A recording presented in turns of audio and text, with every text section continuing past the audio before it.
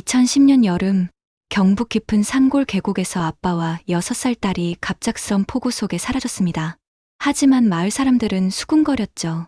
준호가 비 때문에 애까지 데리고 야반도주한 거 아니야? 10년이 흘러 우연히 발견된 낡은 손목시계 하나가 모든 것을 바꿔놓았습니다. 그리고 드러난 충격적인 진실. 과연 그 아버지는 정말 딸을 버리고 도망간 걸까요? 아빠, 무서워요. 이 믿기 힘든 실화의 전말을 끝까지 들어보시기 전에 구독과 좋아요로 채널에 큰 힘이 되어주세요. 그리고 댓글에 대박나자라고 적어보세요. 뜻밖의 좋은 소식이 오늘 여러분을 찾아갈 거예요. 그럼 이제 10년간 묻혀있던 한 가족의 진짜 이야기를 시작해보겠습니다. 2010년 7월, 무더운 여름날이었습니다. 경상북도 깊숙한 산골 마을. 그곳엔 아직도 시간이 천천히 흘러가는 듯한 고요함이 있었죠. 박준호는 그날 아침 일찍 일어나 작은 딸 서연의 손을 잡았습니다. 서연이는 겨우 6살. 아직 세상 모든 게 신기하고 재미있는 나이였어요. 아빠, 오늘 정말 계곡하는 거죠? 서연이가 큰 눈을 반짝이며 물었습니다. 준호는 억지로 웃음을 지으며 고개를 끄덕였어요. 그래, 우리 서연이랑 시원한 물에서 놀자. 하지만 준호의 마음속은 복잡하기만 했습니다. 사실 준호의 삶은 이미 무너지고 있었어요. 35이라는 나이에 평범한 회사원으로 살아왔지만 최근 회사에서 구조조정 명단에 올랐다는 소식을 들었거든요. 아직 정식 통보는 받지 않았지만 분위기로 봐선 시간 문제였습니다. 설상가상으로 아내가 병으로 세상을 떠난 뒤 쌓인 병원비와 생활비 때문에 사채까지 손을 댔어요. 월요일마다 사무실에 앉아 있으면 답답함이 밀려왔습니다. 동료들의 시선도 부담스럽고 무엇보다 서연이를 어떻게 키워야 할지 막막했어요. 하지만 딸 앞에서만은 절대 그런 기색을 내비치지 않으려 했습니다. 서연이에게는 자신이 유일한 의지처였으니까요. 아빠는 왜 맨날 한숨만 쉬세요? 며칠 전 서연이가 천진난만하게 물었을 때 준호는 가슴이 찢어지는 것 같았습니다. 아무것도 아니야, 서연아. 아빠는 그냥 생각이 많아서 그래. 그러면서 딸의 머리를 쓰다듬었죠. 그날 계곡으로 떠나기 전 준호는 작은 가방에 도시락과 물, 그리고 서연이가 좋아하는 과자를 챙겼습니다. 서연이는 새로 산 주황색 구명조끼를 입고 거울 앞에서 이리저리 돌아보며 좋아했어요. 아빠, 저 인어공주 같죠? 내가 세상에서 제일 예뻐, 서연아. 마을 사람들과 인사를 나누며 계곡으로 향하는 길. 준호는 문득 이런 평범한 일상이 언제까지 지속될 수 있을지 걱정이 됐습니다.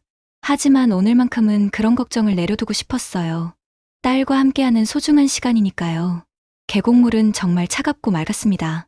서연이는 발가락을 물에 살짝 담그고는 깜짝 놀라며 소리쳤어요. 아빠, 물이 너무 차가워요. 그래도 금세 적응해서는 작은 손으로 물을 떠서 준호에게 뿌리기 시작했죠. 준호도 덩달아 웃으며 물장난을 시작했습니다. 그 순간만큼은 모든 걱정을 잊을 수 있었어요. 딸의 웃음소리가 계곡에 메아리치고 따스한 햇살이 두 부녀를 감쌌습니다. 이런 행복이 영원히 계속되기를 바라는 마음이었지만 인생이란 게 그렇게 호락호락하지 않다는 걸 준호는 곧 깨닫게 될 거였어요.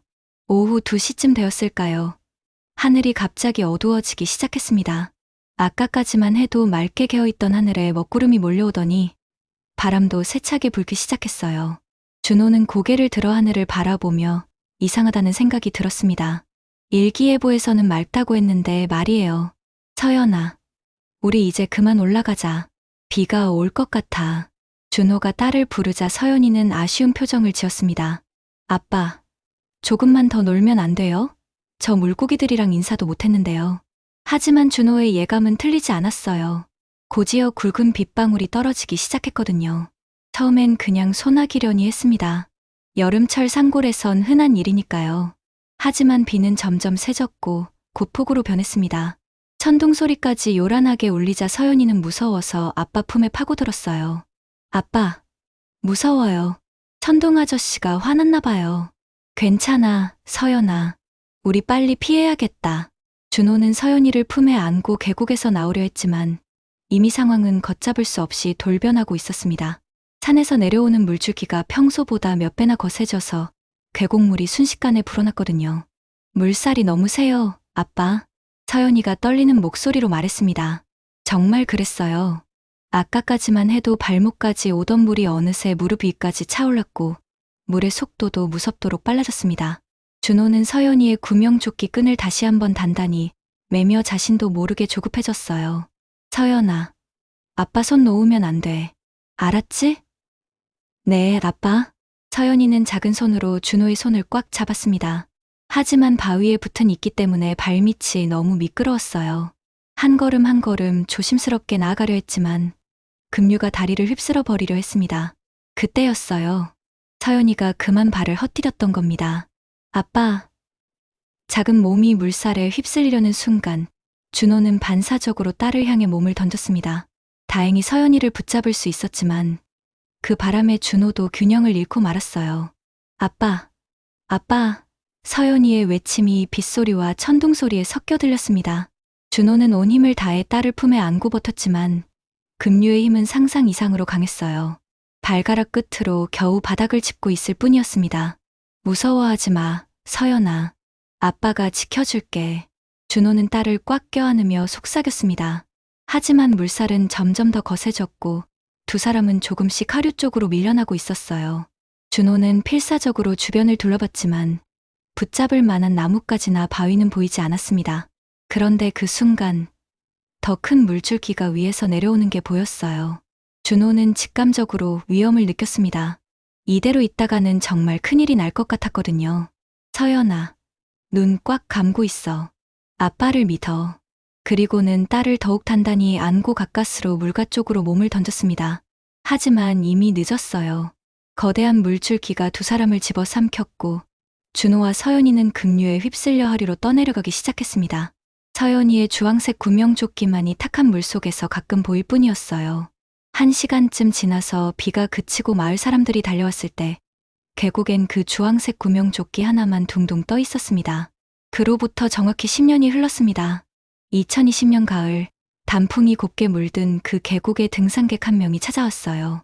서울에서 온 김태수 씨였는데 혼자 산행을 즐기는 것이 취미였습니다. 평소보다 깊숙이 들어간 그날, 계곡 상류 쪽 바위 틈에서 뭔가 반짝이는 것을 발견했어요.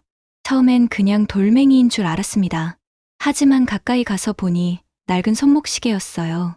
물에 오래 잠겨 있었던 탓인지 시계줄은 썩어 문드러져 있었지만 시계 뒷면에 새겨진 글씨는 아직 읽을 수 있었습니다.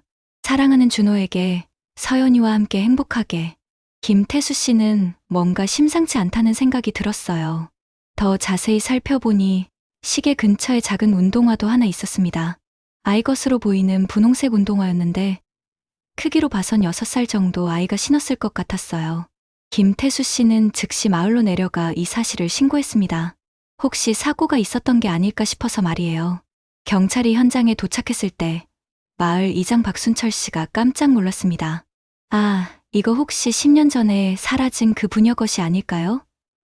그때 준호라는 사람이 딸이랑 함께 왔다가 안 돌아간 일이 있었거든요. 경찰은 즉시 10년 전 실종 사건 기록을 다시 꺼내봤어요. 사건 기록을 보니 정말 그랬습니다. 2010년 7월 박준호와 딸 서연이가 계곡에서 실종됐다고 되어 있었어요. 당시 수색 작업도 일주일간 진행됐지만 결국 찾지 못했다고 나와 있었습니다. 하지만 기록을 자세히 보니 이상한 점이 있었어요. 당시 많은 사람들이 준호가 빚을 지고 도망쳤다는 추측을 했다는 내용이었거든요. 그 소식을 들은 박미정은 즉시 고향으로 달려왔습니다. 준호의 여동생인 미정은 10년간 서울에서 작은 반찬 가게를 운영하며 살아왔어요. 억척스럽긴 했지만 오빠와 조카를 향한 사랑만큼은 누구보다 깊었습니다. 경찰서에서 시계를 확인한 미정은 눈물을 터뜨렸어요. 맞아요. 이게 우리 오빠 시계예요. 제가 오빠 결혼할 때 선물로 사준 거거든요. 미정의 목소리는 떨리고 있었습니다. 그리고 이 신발도 서연이가 늘 신고 다니던 거예요. 분홍색을 너무 좋아했거든요. 우리 서연이가. 미정은 작은 운동화를 가슴에 꼭 안고 흐느꼈습니다. 하지만 마을 사람들의 반응은 차가웠어요. 이제 와서 뭘 그러시나. 준호 씨가 빚 때문에 애까지 데리고 야반도주한 거 다들 알고 있잖아. 당시 마을 이장이었던 박순철 씨도 고개를 젓더군요. 그때 준호 씨 빚이 얼마나 많았는데 사채업자들까지 찾아와서 난리였어. 미정은 분노했습니다. 우리 오빠는 그런 사람이 아니에요. 아무리 힘들어도 서연이를 두고 도망갈 사람이 절대 아니라고요. 10년 동안 사람들이 우리 오빠를 범죄자 취급했지만 저는 한 번도 그렇게 생각한 적 없어요. 미정의 목소리는 점점 커졌습니다. 그런 미정을 보며 마을 사람들은 수군거렸어요. 동생이니까 감싸는 거지. 우리가 뭘 봤는데. 하지만 새로 부임한 젊은 경찰관 이민수는 다른 생각이었습니다. 10년 전 사건을 다시 자세히 살펴봐야겠다고 생각했거든요. 뭔가 석연치 않은 부분이 많다는 느낌이 들었어요. 이민수는 당시 수색에 참여했던 소방관들을 만나보기로 했습니다. 그들의 증언에 따르면 당시 계곡 일대를 샅샅이 뒤졌지만 시신은 물론 어떤 흔적도 찾지 못했다는 거였어요. 물살이 새서 하류로 떠내려갔을 가능성이 크다고 결론 내렸다고 했습니다. 하지만 이상했어요. 10년이 지나서야 이런 유품이 발견된다는 게 말이죠. 더군다나 계곡 상류, 그것도 바위 틈 깊숙한 곳에서 말입니다. 이민수는 직감적으로 이 사건에 뭔가 숨겨진 진실이 있다는 생각이 들었어요. 이민수 경찰관은 10년 전 사건을 재수사하기로 결정했습니다. 먼저 당시 준호와 가까웠던 사람들을 찾아 증언을 들어보기로 했어요. 마을 사람들 대부분은 준호에 대해 좋지 않게 기억하고 있었지만 몇몇은 다른 이야기를 해줬습니다. 마을 구멍가게를 운영하는 김순덕 할머니가 그중 한 분이었어요. 준호 씨는 참 착한 사람이었어. 서연이를 그렇게 예뻐했는데 그런 사람이 애를 버리고 도망간다는 게 말이 되나. 할머니의 목소리엔 안타까움이 묻어났습니다. 그 사람 아내 돌아가신 뒤로 정말 고생 많이 했어. 하지만 더 중요한 증언이 나왔습니다. 당시 마을 이발소를 운영했던 정만수 씨의 말이었어요. 그날 오후에 준호 씨가 최만호 씨랑 함께 있는 걸 봤어요. 둘이 뭔가 심각하게 이야기하고 있더라고요. 최만호라는 이름을 들은 순간 이민수의 눈이 번뜩였습니다. 최만호는 마을에서 사업을 하는 사람으로 유명했어요. 건설업에 손을 댔다가 부동산 투자로 돈을 벌었고 마을에서는 제법 영향력 있는 사람으로 통했습니다. 50대 후반의 최만호는 겉보기엔 인자해 보였지만 사업상 거래에서는 냉정하다는 평가를 받고 있었어요.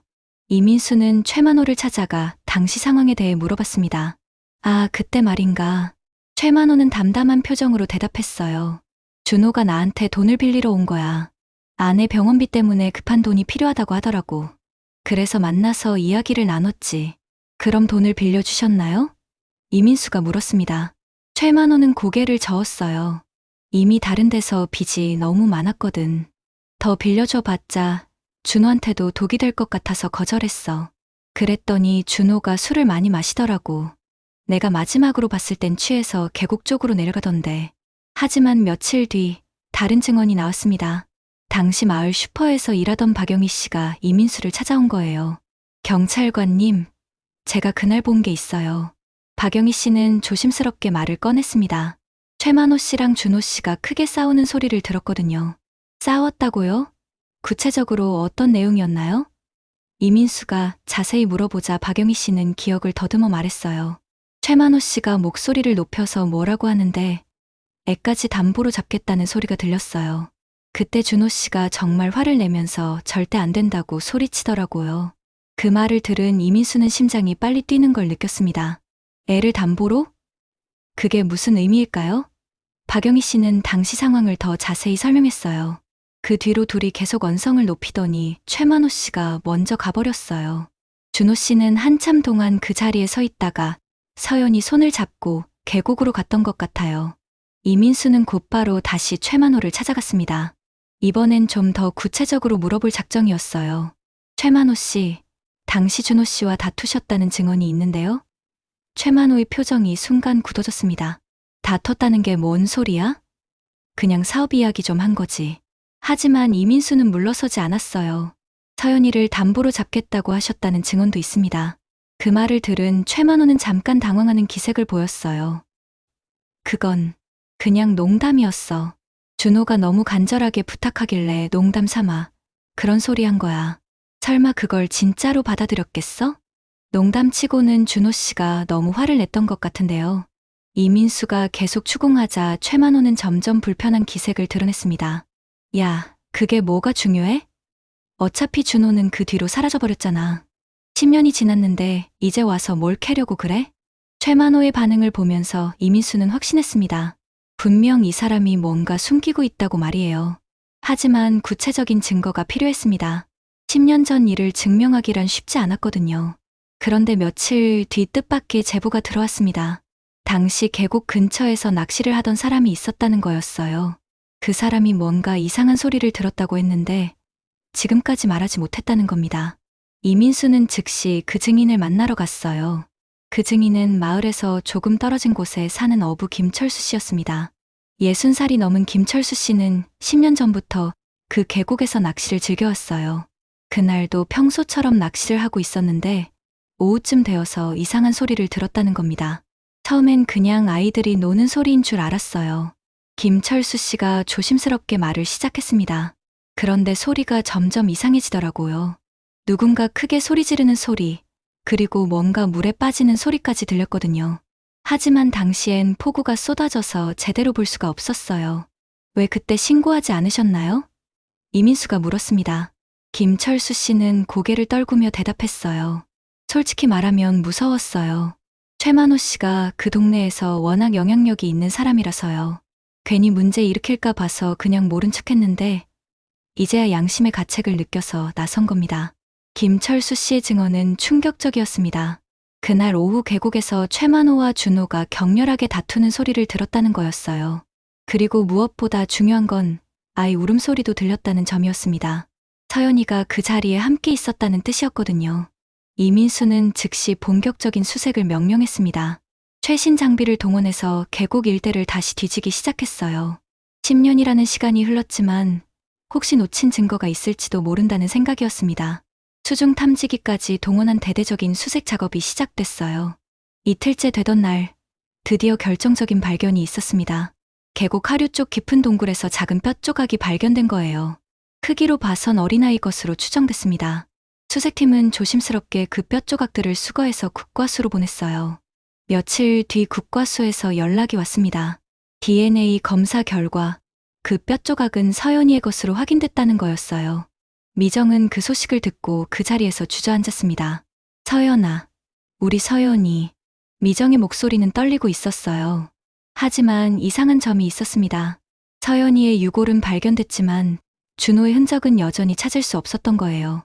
보통 물에 빠져 죽었다면 함께 발견돼야 하는데 준호만 없다는 게 수상했습니다. 이민수는 뭔가 더 큰 비밀이 숨어 있다는 직감이 들었어요. 마을 사람들은 다시 떠들기 시작했습니다. 역시 그랬잖아. 준호가 애를 버리고 혼자 도망간 거야. 이제야 증거가 나왔네. 박순철 이장도 고개를 끄덕였어요. 처음부터 이상하다고 생각했어. 그 사람 빚이 얼마나 많았는데. 미정은 화가 났습니다. 말도 안 돼요. 우리 오빠가 서연이를 두고 혼자 도망갈 리가 없어요. 분명 다른 이유가 있을 거예요. 하지만 사람들의 시선은 차가웠어요. 증거가 나왔는데 뭘 더 바라냐는 식이었죠. 그런데 국과수에서 추가 연락이 왔습니다. 서연이의 옷가지에서 이상한 점을 발견했다는 거였어요. 혈흔이 묻어 있는데 그게 서연이 것이 아니라는 겁니다. 다른 사람의 피가 묻어 있다는 뜻이었어요. 이민수는 즉시 그 혈흔에 대한 정밀 검사를 의뢰했습니다. 며칠 뒤 결과가 나왔는데 그 혈흔의 주인을 특정할 수는 없었지만 성인 남성의 것이라는 게 확인됐어요. 더욱 중요한 건 그 혈흔이 비교적 신선했다는 점이었습니다. 10년 전 사건이라면 혈흔이 이렇게 보존될 리 없는데 이민수는 의문스러웠어요. 혹시 이 혈흔이 사건 당일이 아니라 훨씬 최근에 묻은 건 아닐까? 만약 그렇다면 누군가가 증거를 조작했을 가능성도 있다는 생각이 들었습니다. 이민수는 마을 사람들을 대상으로 DNA 검사를 실시하기로 결정했습니다. 자발적 참여를 원칙으로 했지만 진실을 밝히기 위해서는 어쩔 수 없는 조치였어요. 대부분의 사람들은 흔쾌히 응했습니다. 숨길 게 없다면 당연히 협조해야 한다고 생각했거든요. 하지만 최만호만은 달랐습니다. 왜 내가 그런 검사를 받아야 하는데? 나는 아무 상관없는 사람이야. 최만호는 강하게 반발했어요. 이건 개인의 인권을 침해하는 거라며 변호사를 부르겠다고 협박까지 했습니다. 최만호의 과도한 반응을 보면서 이민수는 더욱 확신했습니다. 분명 이 사람이 뭔가 숨기고 있다고 말이에요. 하지만 강제로 검사할 수는 없었습니다. 법적 근거가 부족했거든요. 그런데 며칠 뒤 뜻밖의 일이 벌어졌습니다. 최만호가 갑자기 마을을 떠난다는 소식이 들린 거예요. 최만호가 마을을 떠난다는 소식을 들은 이민수는 즉시 행동에 나섰습니다. 도주 우려가 있다고 판단해서 긴급 체포영장을 신청했어요. 다행히 영장이 발부됐고 최만호가 서울로 향하던 도중에 체포할 수 있었습니다. 그의 차 트렁크에는 큰 가방 2개가 들어 있었어요. 왜 갑자기 마을을 떠나려 했습니까? 이민수가 조사실에서 물었습니다. 최만호는 담담한 표정으로 대답했어요. 사업상 급한 일이 생겨서 서울에 가야 했어. 그게 뭐 문제가 되나? 하지만 그의 목소리에는 긴장감이 배어 있었습니다. 이민수는 최만호에게 DNA 검사에 응할 것을 요구했습니다. 이번에는 법원 영장까지 받은 상태였어요. 최만호는 더 이상 거부할 수 없었습니다. 며칠 뒤 국과수에서 충격적인 결과가 나왔어요. 서연이 옷에 묻어있던 혈흔이 바로 최만호의 것이었던 겁니다. 그 결과를 받아든 이민수는 가슴이 두근거렸습니다. 드디어 결정적인 증거를 잡은 거였어요. 하지만 아직 끝이 아니었습니다. 최만호가 어떻게 개입됐는지, 그리고 준호는 정말 어디로 간 건지 밝혀내야 했거든요. 최만호 씨, 이제 설명해 주세요. 당신의 혈흔이 서연이 옷에서 발견됐습니다.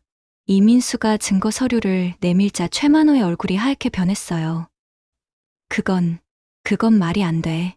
나는 그 아이와 아무 상관이 없어. 하지만 그의 목소리는 점점 떨리고 있었습니다. 이민수는 계속 압박했습니다. 10년 전 그날 당신이 준호 씨와 만났을 때 무슨 일이 있었습니까? 서연이는 왜 거기 있었고 당신의 피는 어떻게 아이 옷에 묻게 됐나요? 최만호는 한참을 말없이 있다가 깊은 한숨을 내쉬었어요. 그때 미정이 조사실 밖에서 기다리고 있었습니다. 오빠와 서연이에게 무슨 일이 있었는지 반드시 알아내야 한다는 생각뿐이었어요.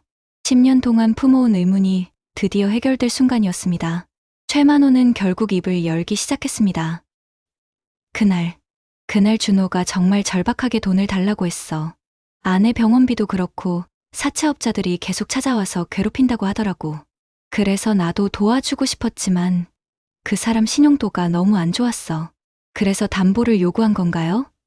이민수가 물었습니다. 최만호는 고개를 끄덕였어요. 집도 이미 담보로 잡혀 있고 달리 담보로 잡을 게 없더라고. 그래서 농담 반 진담 반으로 서연이를 담보로 하자고 했지. 물론 진짜 그럴 생각은 없었어. 하지만 준호는 격분했습니다. 최만호의 말에 따르면 준호가 갑자기 화를 내며 소리를 질렀다는 거였어요. 내 딸을 뭘로 보고 그런 말을 하느냐고, 차라리 죽는 게 낫겠다고 했다는 겁니다. 그때 서연이도 아빠가 화내는 걸 보고 울기 시작했다고 해요. 그 뒤에 무슨 일이 있었습니까? 이민수가 계속 추궁했습니다. 최만호는 머뭇거리다가 말을 이었어요. 준호가 나한테 달려들었어. 주먹으로 때리려고 해서 밀쳤는데 그때 내가 바위에 머리를 부딪혔나 봐. 피가 났거든. 그때 폭우가 쏟아지기 시작했다고 했습니다. 최만호는 다급해졌어요. 비를 피해야 한다며 준호에게 같이 가자고 했지만 준호는 듣지 않았다는 겁니다. 서연이를 안고 계곡으로 내려가더라고. 아마 화가 나서 혼자 있고 싶었던 것 같아. 그럼 왜 10년 동안 이 사실을 숨겼습니까? 이민수의 질문에 최만호는 말문이 막혔어요. 한참을 망설이다가 대답했습니다. 무서웠어. 준호와 서연이가 사라진 걸 알았을 때 내가 마지막에 만난 사람이라는 게 드러나면 의심받을까 봐서. 하지만 이민수는 뭔가 이상하다고 생각했어요. 최만호의 말이 전부 사실이라면 그의 혈흔이 서연이 옷에 묻을 이유가 없었거든요. 둘이 싸운 건 계곡에 내려가기 전이었는데 어떻게 혈흔이 묻었을까요? 최만호 씨, 아직 숨기는 게 있는 것 같은데요. 서연이 옷에 당신 피가 묻었다는 건 당신이 아이와 직접 접촉했다는 뜻 아닙니까? 이민수가 다시 압박하자 최만호는 당황하기 시작했어요. 그건 모르겠어. 아마 준호가 나를 밀쳤을 때 서연이가 옆에 있어서 튀었나 봐. 하지만 최만호의 설명은 앞뒤가 맞지 않았습니다. 이민수는 더 강하게 몰아붙였어요. 진실을 말해주세요. 정확히 무슨 일이 있었습니까? 준호 씨와 서연이에게 당신이 뭘 했나요? 최만호는 점점 초조해하기 시작했고 결국 변호사를 부르겠다며 조사를 거부했습니다. 하지만 이민수는 포기하지 않을 작정이었어요. 진실이 거의 드러날 때까지 왔다는 걸 알 수 있었거든요. 최만호가 변호사를 부른 뒤 며칠간 조사는 교착 상태에 빠졌습니다. 하지만 이민수는 포기하지 않았어요. 다른 각도에서 사건에 접근해 보기로 했습니다. 혹시 놓친 증거나 목격자가 더 있을지도 모른다는 생각이었거든요. 그러던 중 예상치 못한 제보가 들어왔습니다. 10년 전 사건 당일 계곡 근처 야산에서 나무를 캐던 할머니가 있었다는 거였어요. 당시 80살이었던 이순금 할머니는 지금 90살의 고령이었지만 기억력은 또렷했습니다. 그날 오후에 이상한 소리를 들었어. 이순금 할머니가 떨리는 목소리로 말했습니다. 아이 우는 소리, 그리고 남자들이 구엄치는 소리가 났거든. 처음엔 그냥 가족끼리 놀러 온 줄 알았는데 나중에는 정말 무서운 소리가 나더라고. 할머니의 증언은 충격적이었습니다. 비가 오기 시작한 뒤에도 계곡에서 소리가 계속 났다는 거였어요. 특히 한 남자가 도와달라고 소리치는 걸 분명히 들었다고 했습니다. 그런데 그 소리가 갑자기 뚝 끊어졌다는 게 이상했어요. 이민수는 할머니의 증언을 바탕으로 최만호를 다시 불러들였습니다.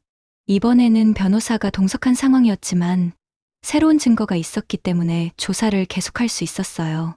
최만호의 표정은 이전보다 더욱 경직되어 있었습니다. 최만호 씨, 목격자 증언에 따르면 당일 오후 계곡에서 누군가 도움을 요청하는 소리가 들렸다고 합니다. 이민수가 신중하게 말했습니다. 혹시 준호 씨가 위험에 빠졌을 때 당신이 그 자리에 있었던 건 아닙니까? 최만호는 변호사와 눈을 마주치더니 고개를 저었어요. 나는 이미 말했잖아. 준호가 계곡으로 내려간 뒤 나는 집으로 돌아갔다고. 하지만 그의 목소리에는 확신이 부족했습니다. 변호사도 뭔가 이상하다는 표정을 지었어요. 그런데 이민수가 준비한 건 그것만이 아니었습니다. 최만호의 휴대폰 통화 기록을 분석한 결과 사건 당일 밤 늦은 시간에 여러 통의 전화를 걸었다는 사실이 밝혀진 거예요. 그것도 평소에 연락하지 않던 사람들에게 말이에요. 이 전화 기록들을 설명해 주시겠습니까? 이민수가 통화 목록을 보여주자 최만호는 당황했습니다. 그건 사업상 급한 일이 있어서 연락한 거야. 하지만 통화 상대방들을 확인해 보니 대부분 지역 유지들이나 경찰서 간부들이었어요. 이민수는 직감했습니다. 최만호가 사건을 은폐하기 위해 인맥을 동원했다는 걸 말이에요. 실제로 10년 전 수사 기록을 다시 보니 최만호에 대한 조사가 충분히 이뤄지지 않았다는 점이 의심스러웠습니다. 며칠 뒤 결정적인 순간이 왔습니다. 국과수에서 추가 분석 결과를 보내왔는데 서연이의 옷가지에서 최만호의 손톱 찌꺼기까지 발견됐다는 거였어요. 이제는 변명의 여지가 없었습니다. 최만호가 서연이와 물리적 접촉을 했다는 확실한 증거였거든요. 이 증거 앞에서 최만호는 더 이상 버틸 수 없었습니다. 변호사도 진실을 말하라고 권했어요. 최만호는 한참을 침묵하다가 마침내 입을 열었습니다. 그의 목소리는 떨리고 있었어요. 그날 정말 실수였어.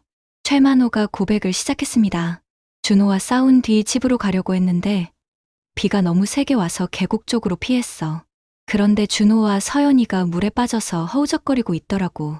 준호가 도와달라고 소리쳤다는 겁니다. 서연이를 안고 있었지만 물살이 너무 세서 둘 다 위험한 상황이었어요. 최만호는 처음엔 도우려고 했다고 했습니다. 하지만 그 순간 이상한 생각이 들었다는 거예요. 만약 준호가 죽으면 내가 빌려준 돈을 받을 수 없겠지만 더 이상 귀찮은 일도 없을 거라는 생각이 들었어. 최만호의 고백은 충격적이었습니다. 그래서 그냥 모른 척하고 가려고 했어. 하지만 서연이가 최만호를 봤던 겁니다. 아저씨, 도와주세요. 서연이가 작은 손을 뻗으며 울부짖었어요. 그 순간 최만호는 패닉 상태가 됐습니다. 만약 서연이가 살아남으면 자신을 목격자로 지목할 게 뻔했거든요. 그래서 서연이를 밀어버렸어. 최만호의 고백에 조사실 안이 조용해졌습니다. 그 작은 아이가 나를 봤거든. 살아남으면 분명 말할 거라고 생각했어. 그래서 물속으로. 그때 내 손톱에 아이 옷이 걸렸나 봐. 준호는 어떻게 됐습니까? 이민수가 간신히 물었습니다. 최만호는 고개를 떨궜어요. 준호는 서연이를 구하려고 더 깊은 곳으로 들어갔어. 그리고 다시는 올라오지 못했지. 둘 다 급류에 휩쓸려 사라졌어. 10년간 진실을 숨긴 이유도 명확해졌습니다. 최만호는 자신의 권력과 인맥을 동원해 수사를 방해했던 거예요. 그리고 준호를 도망자로 몰아가며 의혹을 다른 곳으로 돌렸던 겁니다. 최만호의 충격적인 자백이 끝나자 조사실은 한동안 정적에 휩싸였습니다. 이민수는 10년간 숨겨져 있던 진실이 마침내 드러났다는 사실에 숙연해졌어요. 한 아버지와 어린 딸의 억울한 죽음, 그리고 그것을 은폐하려 했던 한 남자의 비겁함이 모두 밝혀진 순간이었습니다. 최만호는 결국 살인죄와 증거인멸, 수사방해 등의 혐의로 기소됐습니다. 특히 어린 서연이를 고의로 물에 밀어넣어 죽음에 이르게 한 행위는 용서받을 수 없는 범죄였어요. 법정에서 그는 자신의 죄를 인정하며 눈물을 흘렸지만 이미 돌이킬 수 없는 일이었습니다. 미정은 법정에서 최만호와 마주쳤을 때의 심정을 나중에 이렇게 말했어요. 분노보다는 허탈함이 더 컸어요. 10년 동안 우리 오빠를 범죄자로 몰아간 진짜 범죄자가 바로 그 사람이었다니 정말 아이러니했거든요. 하지만 동시에 안도감도 들었어요. 이제야 오빠의 억울함이 풀렸으니까요. 재판 과정에서 더 많은 진실이 드러났습니다. 최만호는 10년간 자신의 범죄를 숨기기 위해 체계적으로 증거를 인멸하고 목격자들을 회유했던 것으로 밝혀졌어요. 지역 유지로서의 영향력을 악용해서 수사를 방해하고 준호를 도망자로 몰아가는 여론을 조성했던 겁니다. 특히 충격적이었던 건 최만호가 서연이의 유골을 발견 직후에 자신의 혈흔을 의도적으로 묻혔다는 사실이었어요. 10년 전 사건이 재조명받을까 봐 두려워서 오히려 자신이 직접 증거를 조작했던 겁니다. 하지만 그 증거 조작이 결국 자신의 발목을 잡는 결과가 됐죠. 법원은 최만호에게 무기징역을 선고했습니다. 재판장은 판결문에서 이렇게 말했어요. 피고인은 10년간 진실을 은폐하며 피해 가족들에게 씻을 수 없는 고통을 안겨주었습니다. 특히 어린 생명을 구하지 않고 오히려 해를 가한 행위는 인간으로서 용납될 수 없는 범죄입니다. 판결이 나온 뒤 미정은 기자들과 만났습니다. 10년 동안 저희 가족이 받은 상처는 너무 깊어요. 오빠는 마지막 순간까지 서연이를 구하려 노력했던 자상한 아버지였는데 사람들은 그를 범죄자라고 손가락질했어요. 미정의 목소리는 울먹였지만 담담했습니다. 하지만 이제는 다릅니다. 진실이 밝혀졌고 오빠와 서연이의 명예도 회복됐어요. 늦었지만 정의가 실현된 거죠. 미정은 이어서 말했습니다. 무엇보다 오빠가 끝까지 딸을 지키려 했다는 사실이 증명됐어요. 그게 가장 중요해요. 사건이 마무리된 뒤 미정은 그 계곡을 다시 찾았습니다. 이번엔 작은 비석을 가져왔어요. 비석에는 이렇게 새겨져 있었습니다. 사랑하는 오빠 박준호와 조카 서연이 이제는 평안히 쉬세요. 당신들의 억울함이 풀렸습니다. 비석을 세우며 미정은 혼잣말을 했어요. 오빠, 서연아, 정말 미안해. 10년이나 늦었지만 이제야 진실을 밝혀냈어. 사람들이 이제는 알 거야. 오빠가 얼마나 훌륭한 아버지였는지, 서연이를 얼마나 사랑했는지 말이야. 계곡 위로 가을바람이 불어왔습니다. 나무잎들이 바람에 흔들리며 속삭이는 것 같았어요. 마치 준호와 서연이가 고맙다고 인사하는 것처럼 말이에요. 미정은 그 소리를 들으며 마음속 깊은 위안을 얻었습니다. 마을 사람들의 반응도 달라졌습니다. 그동안 준호를 의심했던 사람들은 고개를 숙였어요. 박순철 이장도 미정에게 진심 어린 사과를 했습니다. 정말 죄송합니다. 우리가 준호 씨를 오해했어요. 그분은 정말 훌륭한 아버지였네요. 김순덕 할머니는 미정의 손을 잡으며 말했어요. 내가 그때부터 말했잖아. 준호 씨는 그런 사람이 아니라고. 서연이를 그렇게 예뻐하던 사람이 어떻게 애를 버리고 도망가겠어. 이제야 진실이 밝혀져서 다행이야. 이 사건은 언론에도 크게 보도됐습니다. 한 아버지의 숭고한 사랑과 한 남자의 비겁한 은폐 시도가 대조를 이뤄 많은 사람들에게 깊은 인상을 남겼어요. 특히 가족의 소중함과 진실의 힘에 대해 다시 한번 생각하게 하는 계기가 됐습니다. 미정은 지금도 가끔 그 계곡을 찾습니다. 비석 앞에 꽃을 놓고 오빠와 조카에게 안부를 전해요. 그리고 이렇게 말합니다. 오빠, 서연아, 이제는 정말 편히 쉬어요. 세상 사람들이 모두 알고 있어요. 오빠가 끝까지 딸을 지키려 한 진정한 아버지라는 걸 말이에요. 그렇게 10년간 묻혀있던 진실이 마침내 세상에 드러났습니다. 박준호는 도망자가 아니라 딸을 끝까지 지키려 한 위대한 아버지였고 서연이는 그런 아빠의 사랑 속에서 하늘나라로 떠난 천사였습니다.